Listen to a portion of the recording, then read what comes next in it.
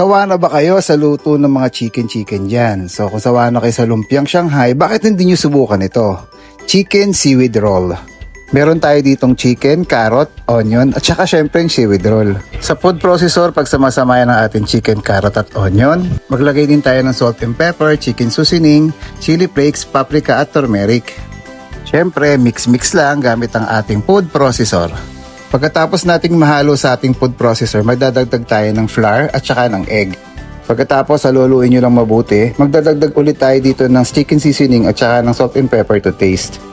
Dito natin gagamitin yung ating seaweed.